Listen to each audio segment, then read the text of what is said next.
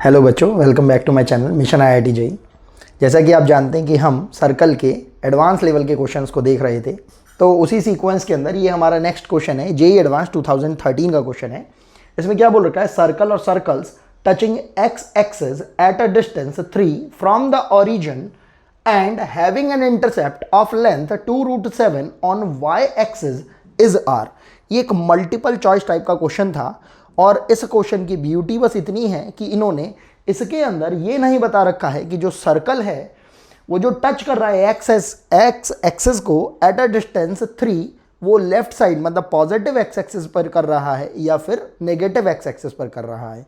उसी तरीके से इन्होंने जो यहाँ पर इंटरसेप्ट के बारे में बता रखा है कि इंटरसेप्ट की लेंथ 2√7 है वाई एक्सिस पर, वो पॉजिटिव वाई एक्सिस पर है या नेगेटिव वाई एक्सिस के ऊपर है। तो यहाँ पर भी इन्होंने इसे थोड़ा एम्बिग्यूअस छोड़ा है।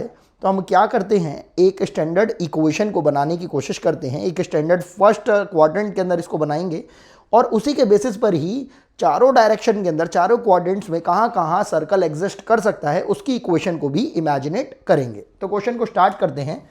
हमने सबसे पहले एक्स वाई एक्सिस को ड्रॉ कर लिया और एक रफ फिगर को बनाने के लिए हमने जो बेसिक जो इंफॉर्मेशन हमें दे रखी है उसका यूज़ किया।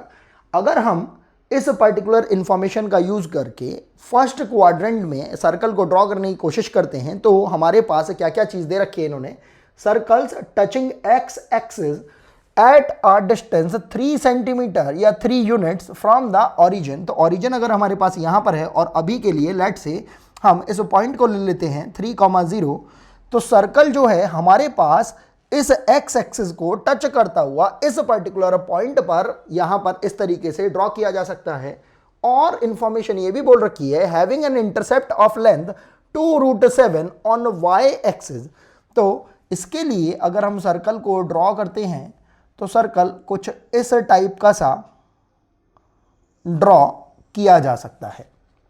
अब अगर यहां पर ये इस पॉइंट को टच कर रहा है तो ऑब्वियसली जो इसका सेंटर पॉइंट रहा होगा उसके लिए अगर हम इमेजिनेट करते हैं उसके कोऑर्डिनेट्स अगर h, k होंगे, तो ध्यान रखने वाली बात यह है कि वो जो सेंटर पॉइंट होगा हमारे पास वो इस टचिंग पॉइंट को इस तरीके से पास करता हुआ जा रहा होगा और एक्स एक्सिस पर ये लाइन जो होगी, लाइन जॉइनिंग, वो परपेंडिकुलर की तरह वर्क करेगी।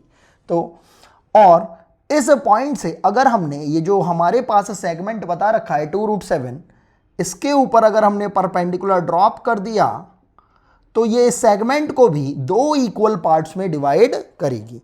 इसे प्रीवियस क्वेश्चन के अंदर भी हमने देखा था कि जब वाई एक्सिस के ऊपर सेगमेंट हमारे पास सर्कल की वजह से कुछ इंटरसेप्ट होके आता है, कुछ कट के आता है, तो ऐसी कंडीशन के अंदर हमारे पास इस सेगमेंट की लेंथ होती है 2√f² - c। और हमें क्वेश्चन में बता भी रखा है कि ये जो हमारे पास सेगमेंट है, इस y एक्सिस पर अवेलेबल सेगमेंट की लेंथ 2√7 के इक्वल बता रखी है। तो हमने अभी के लिए इस इंफॉर्मेशन को यूटिलाइज करके ये लिख लिया और यहाँ पर अगर हमने इसको थोड़ा सिंप्लीफाई किया तो हमारे पास वैल्यू आ जाएगी f² - c = 7। लेट से ये अभी के लिए हमारे पास हो गई इक्वेशन नंबर 1। थोड़ा ध्यान देते हैं, जब हमने यहाँ पर इस लाइन को ड्रॉ किया और ये परपेंडिकुलर थी एक्स एक्सिस के, तो हमें समझ में आ रहा है कि जब यहाँ कोऑर्डिनेट हमारे पास 3,0 है तो यहाँ का कोऑर्डिनेट ऑब्वियसली 3, k ही रहा होगा। ये बात जैसे ही हमें समझ में आती है हमें काफ़ी कुछ चीज़ें क्लियर हो जाएंगी। अब अगर हमें इतनी डिस्टेंस ये समझ में आ रही है कि ये 3 है, तो हमें इस परपेंडिकुलर लेंथ को निकालने के लिए थोड़ा सा सोचना पड़ेगा। वो कैसे? इतनी लेंथ को निकालने के लिए हमें, अगर हम इस पर्टिकुलर पॉइंट से इस इंटरसेक्टिंग पॉइंट को अगर मीट करा दें तो हम देख रहे हैं ये रेडियस के ही बराबर होगा। और वो रेडियस किसके बराबर होगी? इस लेंथ के बराबर, क्योंकि ये जो लेंथ है आर्क की फॉर्म में हमारे पास इस तरीके से ज्योमेट्रिकली इस पॉइंट पर आ रही है। तो जो हमने के कोऑर्डिनेट लिया है वो ही रेडियस की तरह एक्ट कर रहा होगा।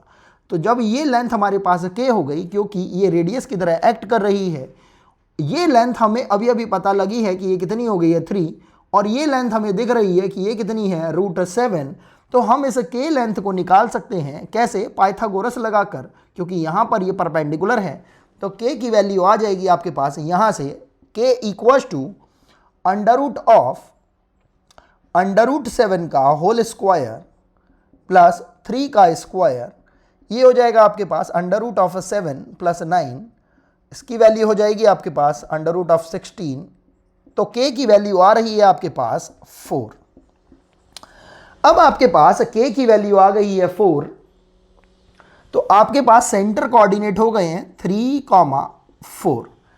यही कोऑर्डिनेट अगर हम अपने माइंड में रख लेते हैं, रेडियस हमें पता लग गई है, तो हम सर्कल की इक्वेशन को निकाल सकते हैं। बाकी और कुछ हमें कैलकुलेट करने की जरूरत नहीं है। ध्यान से देखेंगे यहाँ पर, अगर हमने सर्कल की इक्वेशन को लिखा सेंटर कोऑर्डिनेट्स को लेते हुए, तो ये हो जाएगी x - 3 whole square plus y - 4 whole square equals to radius. Radius अभी हमने जब बात करी थी तो देखा था कि रेडियस वैल्यू आ रही थी हमारे इस k के इक्वल, और k की वैल्यू आ रही है हमारे पास 4। तो 4 का स्क्वायर, इसको अगर हम थोड़ा सिंप्लीफाई करेंगे, क्योंकि हमारे पास ये जो 4 ऑप्शन दे रखे हैं इसमें किसी के अंदर भी इस टाइप की फॉर्म सर्कल की नहीं दे रखी है। तो इक्वेशन को जब हम थोड़ा सॉल्व करते हैं, हमारे पास आएगा x² + y² -6x -8y plus 3² plus 4² equals to 4²। थोड़ा और सिंप्लीफाई कर देंगे तो 4² से 4² हमारा कैंसिल आउट हो जाएगा, जो बच रहा है उसको लिख लेंगे, जाएगा x² + y² -6x -8y plus 9 equals to 0। तो हमारे पास एक रिक्वायर्ड इक्वेशन ऑफ सर्कल तो ऐसी आ रही है। अगर हम इस इक्वेशन ऑफ सर्कल को अपने प्रोवाइडेड ऑप्शंस के अंदर अगर क्रॉस मैच करते हैं, तो हम देख रहे हैं 8y तो आ रहा है, 6x भी आ रहा है, तो एक तो वो इस ऑप्शन में आ रहा है, एक वो इस ऑप्शन में आ रहा है, और क्योंकि इसमें माइनस है, यहां पर भी माइनस है, तो हमारे पास अभी के लिए कौन सा ऑप्शन करेक्ट हो जाता है, ऑप्शन सी करेक्ट हो जाता है। अब बात करते हैं हम नेक्स्ट क्वाड्रेंट की, कि अगर हम इस सर्कल को फर्स्ट क्वाड्रेंट में बनाने की बजाय हम इसको बनाते हैं फोर्थ क्वाड्रेंट के अंदर, इसी तरीके से कि ओरिजिन पॉइंट से जो सर्कल है हमारा, वो जो टच कर रहा है एक्स एक्सिस पर, वो 3,0 पर ही करे, और सेगमेंट जो है 2√7 का वाई एक्सिस पर इंटरसेक्ट करे, तो कुछ इस टाइप का सर्कल भी हम इसको ड्रॉ कर सकते हैं। यहाँ पर जो हमारे सेंटर पॉइंट हो जाएंगे, अगर हम ध्यान से देखेंगे, वो 3 एंड 4 जो आ रहे हैं वो मिरर इमेज हो जाएंगे with respect to x axis. तो वैल्यू हो जाएगी हमारे पास 3 एंड -4, और रेडियस भी इस कंडीशन के अंदर हमारे पास सेम ही रहने वाली है, that will be equals to 4। तो अगर इसको लेते हुए अगर हम सर्कल की इक्वेशन को बनाते हैं, तो वो हो जाएगी x - 3 whole square plus y + 4 whole square equals to 4²। थोड़ा मैनुपुलेट कर लेंगे, ये हो जाएगा x² + y² -6x plus 8y plus 3² plus 4² equals to 4²। 4² से 4² अगेन कैंसिल आउट हो जाएगा। आने वाली इक्वेशन हो जाएगी x² + y² -6x plus 8y plus 9 equals to 0। और इस इक्वेशन को लेकर भी जब हम ऑप्शंस में क्रॉस मैच करेंगे, तो हम देख रहे हैं ये -6x plus 8y -6x plus 8y plus 9 इससे क्रॉस मैच कर रही है। अब इसके अलावा इसके 2 केसेस और एग्जिस्ट कर सकते हैं। वो केसेस क्या होंगे कि अगर हम सर्कल को पॉजिटिव एक्स एक्सिस पर टच कराने की बजाय सर्कल को नेगेटिव एक्स एक्सिस पर किसी पॉइंट 3 डिस्टेंस पर, वो कौन सा पॉइंट हो जाएगा, -3,0 पर इस तरीके से टच कराएं कि वो एक्स एक्सिस को तो टच करे ही करें, और वाई एक्सिस पर जो सेगमेंट दे वो कितना सेगमेंट दे, 2√7 का सेगमेंट। अब इस कंडीशन में जो आने वाला जो हमारे पास सेंटर पॉइंट हो जाएगा, हम ध्यान से देखेंगे, that will be the mirror image in y axis. अब वो जो मिरर इमेज हमारे पास हो जाएगी सेंटर पॉइंट की, अगर हम ध्यान से देखें, वो हो जाएगी -3 एंड 4। अगर इस कंडीशन का यूज करते हुए, और क्योंकि रेडियस हमारी सिमेट्रिसिटी की वजह से सेम ही 4 रहने वाली है, तो अगर हम इस कंडीशन का यूज़ करेंगे तो बनने वाली जो हमारी सर्कल की इक्वेशन हो जाएगी, हम देख पाएंगे x square plus y square plus 6x minus 8y plus 9 equal to 0 आएगी इस कंडीशन के लिए। और ऐसी इक्वेशन हमें यहाँ पर कहीं पर भी नहीं दे रखी है। वो क्यों, आप देखेंगे यहाँ पर हमारा ऑप्शन ए एंड सी तो ऑलरेडी करेक्ट हो चुका है जब हमने सर्कल को कंसीडर किया था first quadrant and fourth quadrant के अंदर। अगर हम सर्कल को एज्यूम कर रहे हैं second quadrant and third quadrant के अंदर, तो पहले अगर हम सेकंड क्वाड्रेंट की बात करते हैं तो वहाँ पर जो प्लस 6x आ रहा है बचे हुए ऑप्शन बी एंड सी में कहीं पर भी दिखाई नहीं दे रहा है। तो ऑब्वियसली ये वाला जो हमारा सोचने का जो मेथड है, इमेजिनेशन है, वो डिस्कार्ड कर दी जाएगी।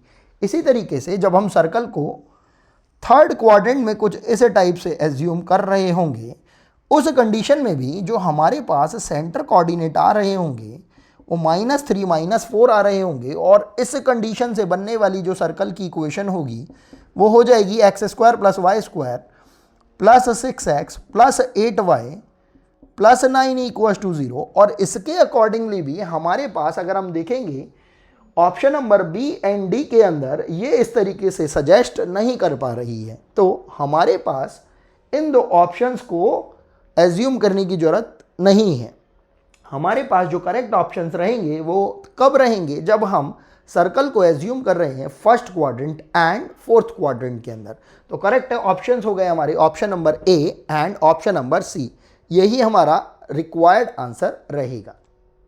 नेक्स्ट क्वेश्चन की तरफ हम मूव करते हैं। ये क्वेश्चन है हमारा जेईई एडवांस 2012 का। इसमें क्या बोल रखा है, the locus of the mid point of the chord of contact of tangents drawn from the points lying on the straight line 4x minus 5y equals to 20 to the circle x square plus y square equals to 9 is given by। बहुत ही straight forward सा question है और इस type के typical questions हम generally text book के अंदर पढ़ते हैं। जो भी हम रेफरेंस बुक लेते हैं जेईई एडवांस के लिए उसमें ऐसा सा क्वेश्चन हमें दिख ही जाता है। तो स्टार्ट करते हैं हमने सबसे पहले एक रफ फिगर को ड्रॉ करने के लिए एक एक्स वाई एक्सिस को ड्रॉ कर दिया और यहाँ पर सर्कल की इक्वेशन जो हमें बोल रखी है क्या है, ये है x square plus y square equal to 9 को अभी के लिए हमने इस टाइप से सर्कल की इक्वेशन को ड्रॉ कर दिया है, सर्कल को ड्रॉ कर दिया है। अब हम क्या बोल रहे हैं कि हमारे पास एक ये लाइन है 4x minus 5y equal to 20 और इस लाइन पर अवेलेबल किसी एक पॉइंट से हमने दो टेंजेंट्स को ड्रॉ किया है, किस पर, इस सर्कल पर। और वो जो हमारे पास जो टेंजेंट को ड्रॉ करने पर कॉर्ड बनेगी मीटिंग पॉइंट से, कैसे, हमने क्या करा, अभी के लिए एक रफ फिगर के अकॉर्डिंगली एक लाइन को ड्रॉ कर लिया कुछ इस टाइप से अपनी कन्वीनियंस के लिए। केवल आप कहेंगे कि यार ये जो इक्वेशन है ये 4x minus 5y equals to 20 के जैसी तो नहीं दिख रही है। हाँ, वो हमें भी पता है कि ये नहीं दिख रही है, लेकिन अपनी कन्वीनियंस के लिए, जिससे कि हम क्वेश्चन को इमेजिनेट कर पाए। एक बार क्वेश्चन इमेजिनेट हो गया तो क्वेश्चन को करना बहुत ज़्यादा इजी हो जाएगा। कोई भी क्वेश्चन हो, जेईई एडवांस लेवल का हो, और वो उसमें भी चाहे किसी भी पर्टिकुलर सेगमेंट का हो, चाहे कोऑर्डिनेट ज्योमेट्री का हो, ट्रिगो का हो, कैलकुलस का हो, हर क्वेश्चन को इमेजिनेट करना बहुत इंपॉर्टेंट है, क्योंकि हर क्वेश्चन को आप फॉर्मूला बेस्ड सॉल्व नहीं कर सकते हो।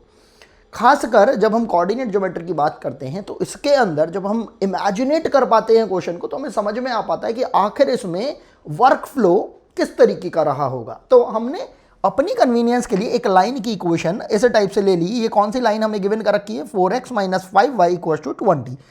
इस पर हमने एक रैंडम पॉइंट ले लिया, लेट से यहाँ कहीं पर एक पॉइंट ले लिया, चाहे यहाँ ले लो, कहीं पर भी आप इस लाइन के ऊपर एक पॉइंट एज्यूम कर सकते हो। उस पॉइंट को आप अभी के लिए अल्फा बीटा बोल सकते हो, कुछ भी बोल सकते हो, x1 y1 बोल सकते हो, और चाहे तो आप अल्फा को x की टर्म में रिप्रेजेंट करके y की वैल्यू अल्फा की टर्म्स में निकाल सकते हो।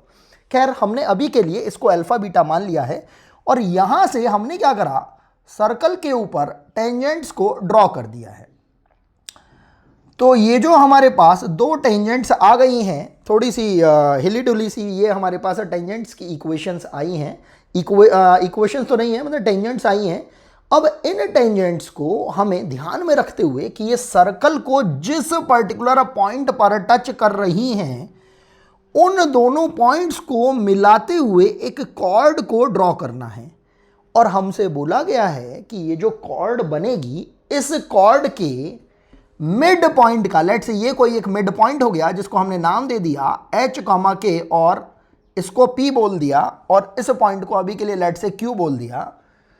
तो इस पॉइंट P के, ये जो H, K रिप्रेजेंट कर रहा है, इस कॉर्ड के मिड पॉइंट को, इसके लोकस को बताना है। बहुत ही टिपिकल क्वेश्चन है, बहुत ही सिंपल सा टाइपिकल क्वेश्चन है। तो देखते हैं इसके अंदर हमें समझ में आता है कि अगर हम किसी भी एक्सटर्नल पॉइंट से ये जो कॉर्ड ऑफ कांटेक्ट ये जो हम बनाते हैं, इसकी इक्वेशन क्या होती है, ये हमें बहुत ही सिंपल तरीके से समझा रखा है कि जब भी कभी किसी एक एक्सटर्नल पॉइंट से, एक्सटर्नल पॉइंट मतलब जो सर्कल के ऊपर अवेलेबल नहीं है और सर्कल के बाहर है, उस एक्सटर्नल पॉइंट से जब हम सर्कल के ऊपर कोई एक कॉर्ड ऑफ कांटेक्ट को ड्रॉ करते हैं तो उसकी इक्वेशन कैसे निकाली जाती है, हम यहाँ लिखते हैं।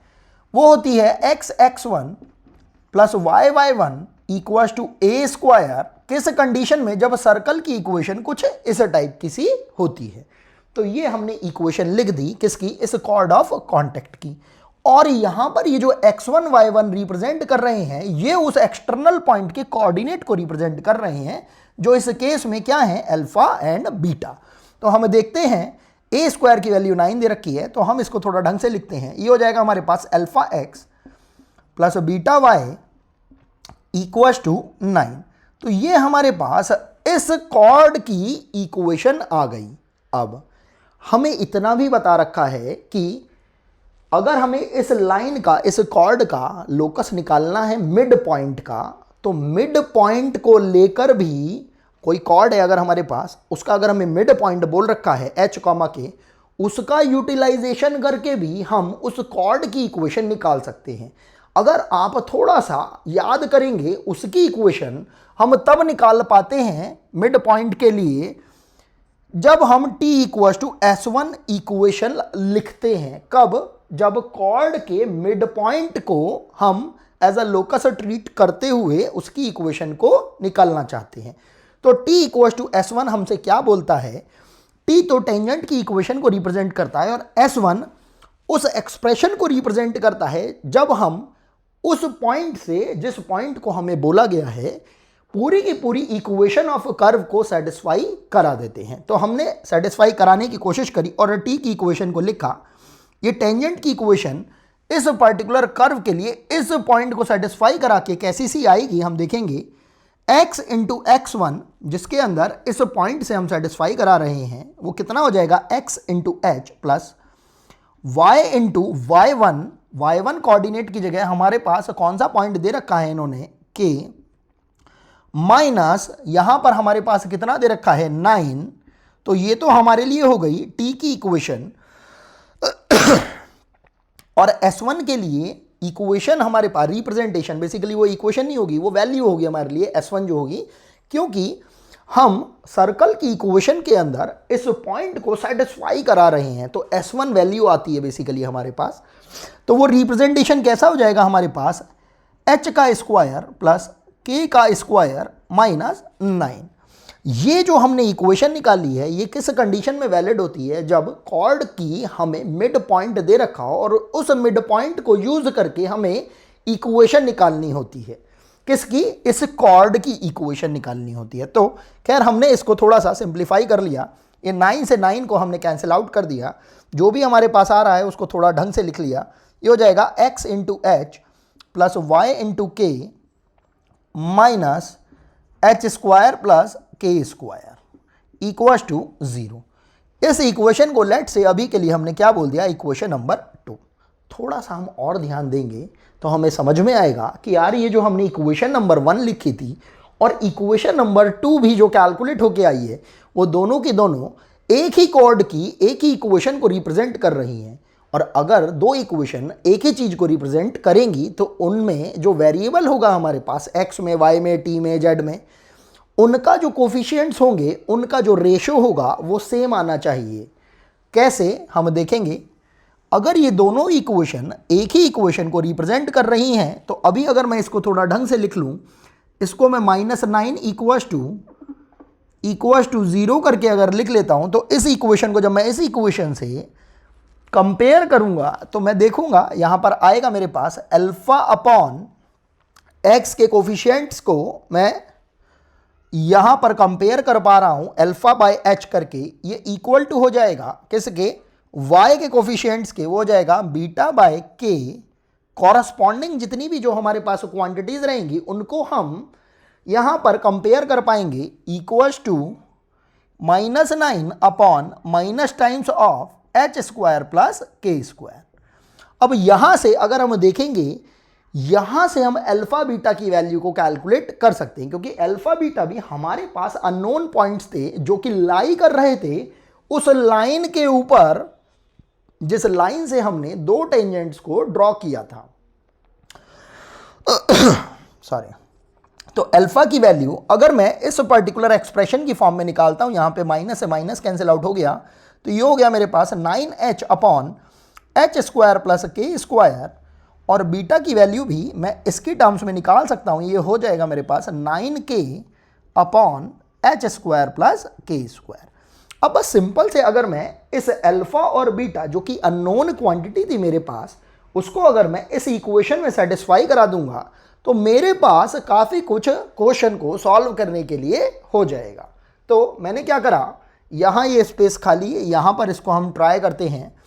हमने सबसे पहले तो देखा कि ये जो इक्वेशन थी लाइन की इक्वेशन, इसमें अल्फा बीटा इस लाइन के ऊपर अवेलेबल था, तो ये इसको सेटिस्फाई करेगा।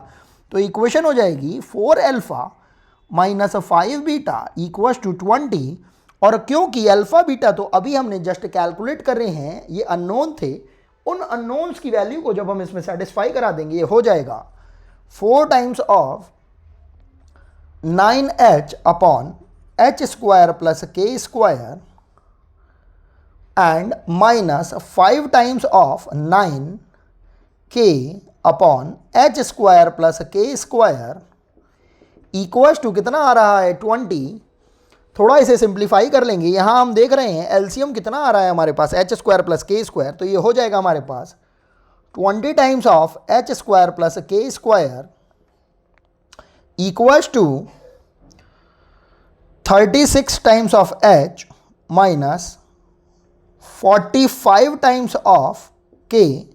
और क्योंकि लोकस निकालते हुए जिस पॉइंट को हमने h कॉमा के एज्यूम किया होता है, जब हम लोकस की इक्वेशन ऑलमोस्ट फाइनलाइज कर चुके होते हैं, सबसे लास्ट में हम h को रिप्लेस कर देते हैं x से एंड k को रिप्लेस कर देते हैं y से, तो हमारे पास रिक्वायर्ड इक्वेशन ऑफ लोकस आ रही होगी 20 times of x square plus y square, और ये जो क्वांटिटी है उसको हमने LHS में लिख लिया minus 36 times of x plus 45 times of y equals to 0, और यही हमारी रिक्वायर्ड लोकस की इक्वेशन हो जाएगी। अब ये जो इक्वेशन है हमारे इन 4 गिवन ऑप्शंस में से किसी से मैच कर रही है, तो ये हम एक बार क्रॉस चेक कर लेते हैं। हम देख रहे हैं 20 times of x square plus y square केवल स्टार्टिंग के 2 ऑप्शंस में ही आ रहा है, तो या तो ये ऑप्शन करेक्ट होगा या ये ऑप्शन करेक्ट होगा। माइनस 36x प्लस 45y, तो हम देख रहे हैं हमारा पहला ही ऑप्शन करेक्ट माना जाएगा, और यही हमारा रिक्वायर्ड आंसर रहेगा। आई होप आपको क्वेश्चन समझ में आ रहे होंगे। फिर भी अगर आपको कोई किसी भी क्वेश्चन के अंदर कोई डाउट आता है तो आप प्लीज़ कमेंट सेक्शन में मेंशन करिए। हमारा ये सर्कल्स के PYQs की जो जर्नी है वो इसी तरीके से चलती रहेगी। मिलते हैं आपसे नेक्स्ट वीडियो के अंदर। Thanks for watching.